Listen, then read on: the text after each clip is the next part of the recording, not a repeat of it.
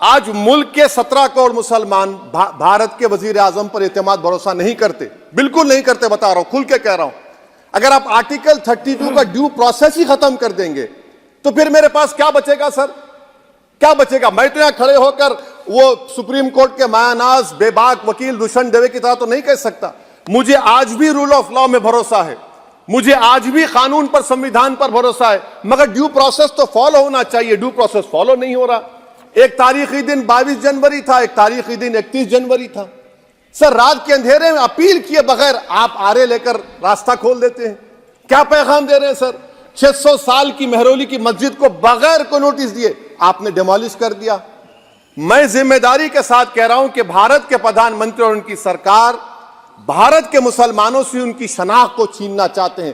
ख्वाजा अजमेरी के आस्थाने पर चादर बिछाइए, मगर आप जो चादर मुझसे छीनना चाह रहे हैं, मेरी मस्जिद है, आप हर मस्जिद को छीनना चाहते हैं। आप बताइए 17 करोड़ मुसलमानों को क्या पैगाम दे रहे हैं आप कि आप हर मस्जिद को छीन लेंगे मुझसे? फिर मेरा वजूद किस माने रखता है? मेरा शनाख्त क्या माने रखता है? रूल ऑफ लॉ क्या माने? अच्छा, 1991 के प्लेसेस ऑफ वर्शिप एक्ट पर क्यों नहीं बोलते आप लोग? आप उस पर कायम है नहीं है। आप 500 साल की बात करते, मैं आपसे कहता हूं भाई 500 साल पे मत जाइए, बौद्ध पे जाइए, जैनिज्म पे जाइए, शैविज्म पे जाइए, कहां रुकेंगे? अरे इस देश को आजादी मिली 47 में, संविधान मिला हमको बाबा साहब अंबेडकर का बराबरी का। उससे पहले तो राजा रजवाड़े थे, जमहूरियत नहीं थी, लोकतंत्र नहीं था, मगर आप उसको उस बारे में लेके जाते। अरे 500 साल आगे क्या होगा बताइए? आप किसी एक सिविलाइजेशन, सर अंग्रेजी में किसी ने कहा था, civilisation can not be rewritten by hatred, history can not be corrected by demolition. आप ये नहीं कर सकते। और मैं उम्मीद करता हूं कि जब मौर्रिख तारीख लिखेगा, नरेंद्र मोदी इस मुल्क में तारीख लिखना चाहते हैं। क्या तारीख लिखना चाहते हैं? कि मैंने इस देश को, गांधी अंबेडकर के देश को मैंने हिंदू राष्ट्र बना दिया। मैं उम्मीद करता हूं कि हमारे भारत के हमारे हिंदू भाई देश के प्रधानमंत्री की सोच को नाकाम करेंगे। उन पर है, अब देखते हैं क्या होता है। सर, नेबरहुड फर्स्ट की पॉलिसी है। नेबरहुड फर्स्ट क्या हो रहा है सर? हम सोशल मीडिया के जरिए फॉरेन पॉलिसी चला रहे हैं। मालदीव छोटा मुल्क, वो हमको आंख दिखा रहा है, चीन की गोद में बैठ गया। हमारे लद्दाख में हमारे जो लोग जानवर को लेकर घास चराए जाते, वहां पर चीन की आर्मी आके रोक रही। बताइए, बांग्लादेश चीन की गोद में बैठा हुआ है।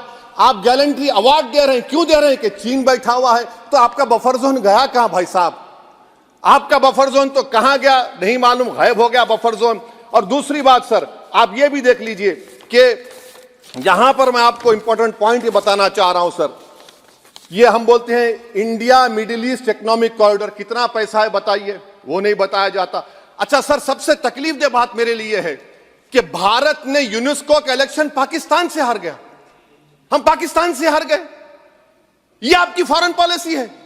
यूनेस्को के इलेक्शन हम पाकिस्तान से हार गए। अच्छा, मामला इजराइल का, फलस्तीन का, गाजा का आया। अक्टूबर में 10,000 लोग मर गए, हमने यूएन में सीज फायर की तायीद नहीं की। दिसंबर आया, 20,000 मर गए, तो हमने तायीद कर दी। क्यों तायीद की? क्योंकि ग्लोबल साउथ को हमको फॉलो करना पड़ रहा। भारत ग्लोबल साउथ को फॉलो कर रहा है। मेरे लिए तकलीफ दे बात है। यह आपकी नाकामी का बहुत बड़ा सबूत है। इसीलिए हम बता रहे हैं कि यह सरकार की बहुत से नाकाम। सर, अलीगढ़ मुस्लिम यूनिवर्सिटी, आखिरी पॉइंट, अलीगढ़ मुस्लिम यूनिवर्सिटी। सर, आप उत्तर प्रदेश से आते हैं। सर, 81 में एक्ट पास हुआ। हमारा लॉ ऑफिसर कोर्ट में कहता है कि मैं पार्लियामेंट के एक्ट को नहीं मानता। कैसे नहीं मानते सर? क्या नरेंद्र मोदी ने पार्लियामेंट को नॉमिनेट किया या पार्लियामेंट ने नरेंद्र मोदी को प्रधानमंत्री बनाया? बताइए। 81 के एक्ट को नहीं मानते। सर, 2 ही तो सेंट्रल यूनिवर्सिटी है मुसलमानों के। 1,80,000 आप ही के सरकार के दौर में मुसलमान हायर एजुकेशन निकल गए। आप अलीगढ़ मुस्लिम से छीनना चाह रहे हैं। Theory of separation of powers में एग्जीक्यूटिव हमको डिक्टेट करेगा। मेरी आवाज तो पार्लियामेंट है, अब मेरी आवाज के खिलाफ एग्जीक्यूटिव सुप्रीम कोर्ट में बोलता है। अलीगढ़ मुस्लिम यूनिवर्सिटी से इतनी नफरत क्यों है आपको? वहां पर तो हिंदू भाई भी पढ़ते हैं। सर, ये अलीगढ़ मुस्लिम यूनिवर्सिटी का मामला है सर। तो मैं आपसे इस बात पर, इस शेर पर अपनी बात को खत्म कर रहा हूं सर। आप भी उर्दू दां हैं जी। मसीहाओं को जब भी आवाज दी है, अहमद फराज का शेर है जी जी, मसीहाओं को जब भी आवाज दी है, पलट कर आ गए हर बार कातिल। मसीहाओं को जब भी आवाज दी है, पलट कर आ गए हर बार कातिल। वहां क्या दाद खाही क्या गवाही, वहां क्या दाद खाही क्या गवाही, जहां हो मुंसिफों के यार कातिल।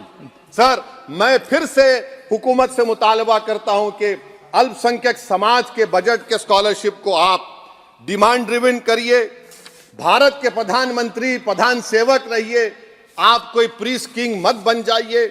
आप जीतेंगे, कौन जीतेंगे देश तय करेगा, मगर याद रखिए 17 करोड़ मुसलमान आज गम और गुस्से में हैं और इस बात को महसूस कर रहे हैं, इस बात को महसूस कर रहे हैं कि प्रधानमंत्री को हम नोट नहीं दिए मगर हमारा प्रधानमंत्री है। आखिर ये प्रधानमंत्री 17 करोड़ मुसलमानों की उनकी शनाख्त को कैसे मिटा रहे हैं, कैसे उनको आप मार्जिनलाइज कर रहे हैं। इसीलिए सर मैं उम्मीद करता हूं कि हमारे सेकुलरिज्म जो है वो, मैं पॉलिटिकल सेकुलरिज्म कभी नहीं माना, जो सेकुलरिज्म संविधान में लिखा गया उसकी हिफाजत करेंगे। मुल्क अहम है, वरना याद रखिए आप चुनाव जीते या हारे, मगर अगर आप 17 करोड़ एक जनता को आप गैर यकीनी कैफियत पैदा कर देंगे, ये देश के हित में नहीं होगा। बल्कि हम तो उम्मीद कर रहे हैं कि ड्यू प्रोसेस अदालत फॉलो करेगी। अदालत अगर एक तरफा फैसले करेगी तो गलत होगा। सर बहुत बहुत शुक्रिया। श्री रामचरण वोरा जी।